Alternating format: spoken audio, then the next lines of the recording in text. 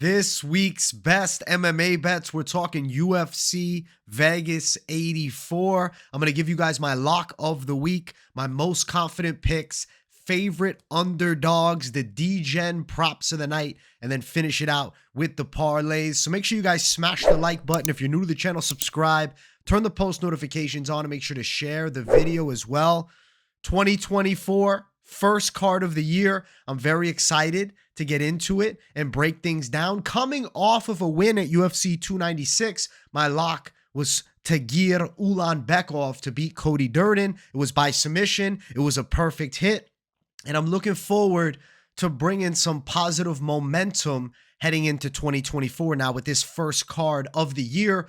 12 wins, 2 losses, 1 draw in the last 15 weeks of UFC as far as my lock goes. So I'm pretty excited to get things flowing with 2024 and keep my win streak alive. I'm on a 2-card win streak, and I think that we're getting to double digits this year. So without further ado, the lock of the week. Jim H.M. Miller!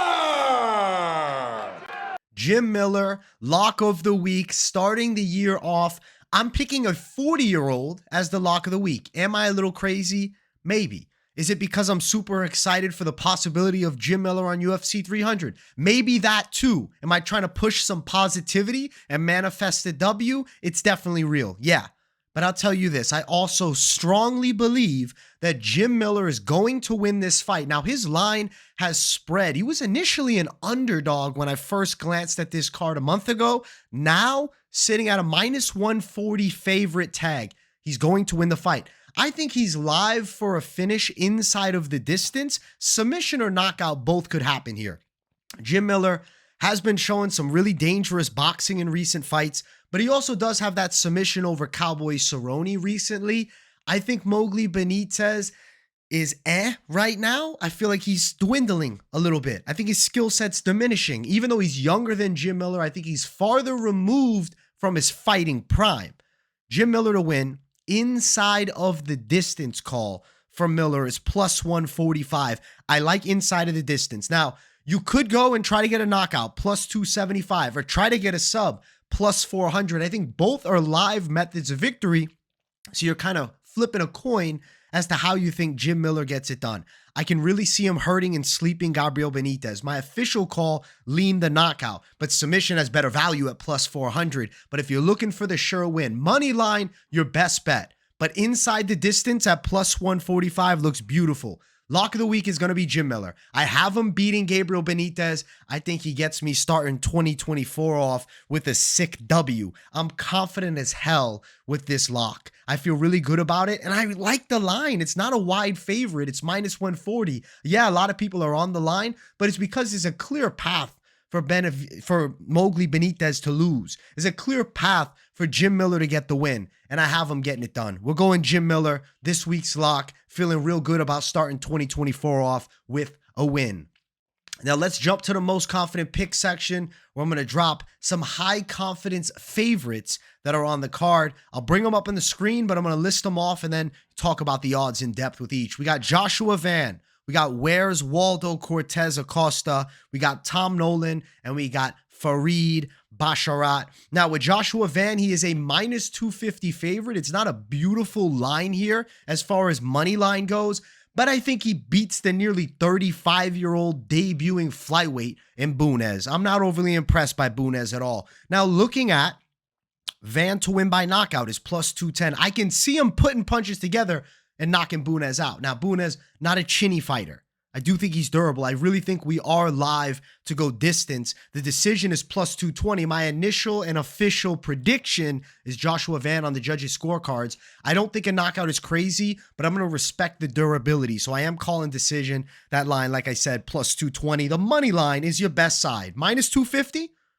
Joshua Van money line, a lot younger, significantly younger, over a decade younger for Van, who's 2-0 in the UFC versus a debuting Bunez. Van hasn't found that knockout in the UFC, so that is why I lean the decision side. What's odd is the over 2.5 is +120. Maybe that over is something to consider if you're looking to chase a little over-under action that sits at plus, because +120, flyweight fight, Going distance makes a lot of sense here to me. Joshua Van, high confidence call. And he was nearly the lock of the week. If I wasn't on the Jim Miller side, he would have been it. Let's keep talking. Next one. We got Where's Waldo, whose line is hideous, and it gets uglier by the day. He's a 7-1 favorite. Yes, minus 700 for Where's Waldo. I think he knocks out Pitbull Arlovsky. The knockout prop is minus 180, which is a lot better than minus 700. And we have a 40-plus-year-old Andre Arlovsky, who was knocked out by Dontel Mays last time, rocked and subbed by Marcos Rogerio de Lima the fight before. I think Waldo keeps his finish streak going. He just KO'd Lucas Drezhki, and that started a finish streak for him. That was his first UFC finish. I predicted it perfectly. I'm calling a knockout here too. Where's Waldo? Moneyline is hideous, so you'd have to go at a chalky minus 180 prop for knockout, but I do think it happens. Nonetheless, Waldo, very confident call. Absolutely, I see him as the winner. Next one, Tom Nolan to win. He's minus 340 as a favorite in this fight over Nicolas Mota, who's known for putting himself in the fire. And let's be honest, he's got a glass slipper jaw, and I think Tom Nolan is sleeping him in one round. Looking at Nolan to win by knockout, minus 185. That's even uglier than the Waldo knockout prop. He's not as wide of a money line favorite, but minus 340 is still hellishly wide. I think it's going to be in the first round. Nolan knockout round 1, plus 105. I don't hate a first round knockout call in this one, but plus 105. Not the money I'd be looking to chase, but he knocked out this Nolan, knocked out Bogdan Grad in the first round. We've seen Mota knocked out multiple times in the first round with kind of a do-or-die fighting style. I think first round knockout's pretty live. Now, I'm under the weather a little bit, guys. If you hear it in my nose, I got to let a cough out.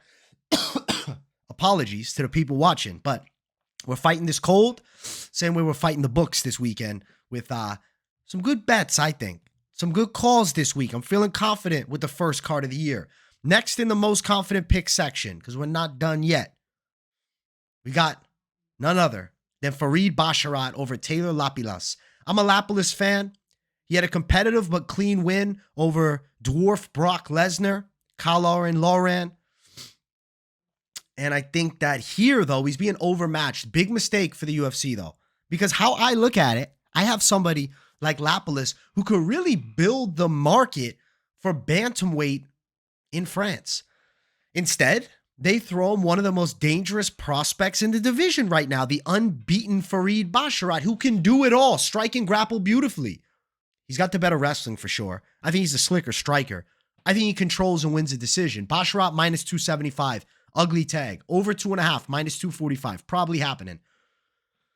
Basharat by a decision, minus 150. That's most likely how he's getting it done. I don't see him finishing the veteran Taylor Lapilus, who's 4-1 in the UFC. He left the promotion years ago off of a win, came back, obviously beat Lauren, but I was not over impressed in that performance. He looked okay.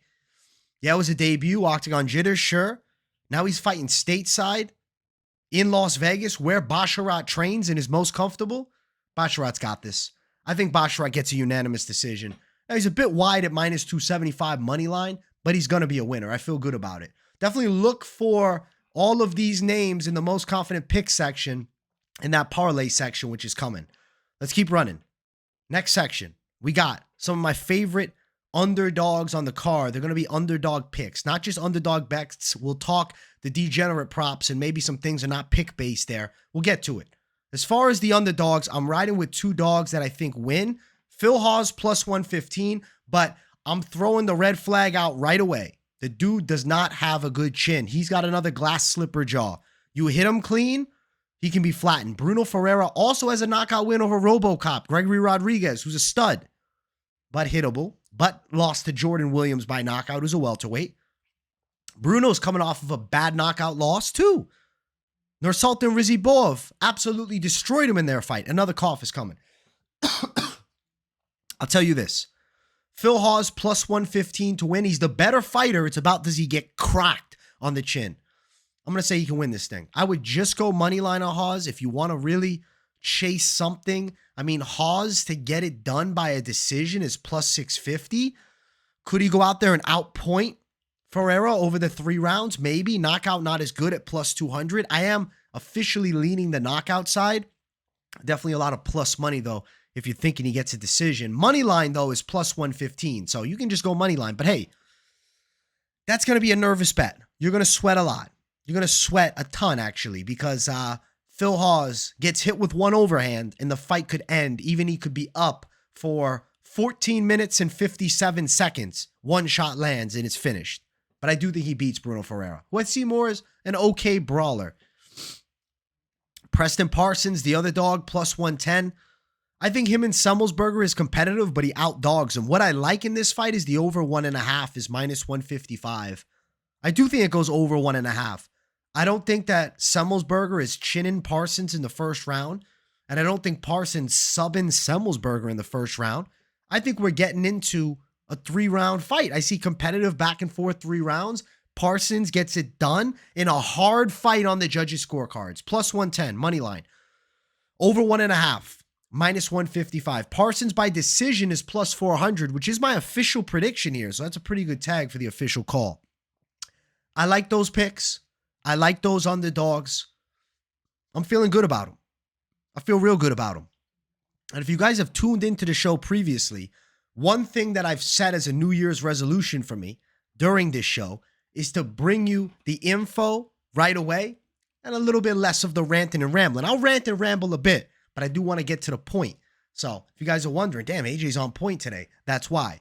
We're not done yet because we have the degenerate prop section. Previously, it was called props/value bets. Now it's the degenerate props of the night. I'm going to get it down. It's a little bit of a tongue twister, but the word is going to come to me more smoothly as we get this thing going. So let's get some degen looks. Now, really one of them is true degeneracy. Johnny Walker by knockout. I am picking Magomed Ankalaev, but I am praying that I am wrong and that Johnny Walker wins. Knockout prop for my guy Johnny Walker, who I want to see fight at UFC 300 against Alex Pereira. Plus 600. This is a rematch. He could land a devastating strike early in the fight and flatline Magomed Ankalaev. I'm not officially picking it, but I have to drop it as a degen prop at plus 600 because I'm really hopeful that I'm wrong on the prediction and the degen prop comes through. So Johnny Walker, KO. Let's save light heavyweight. We need him as a contender, not Ankalaev Pereira. We want Walker in the mix.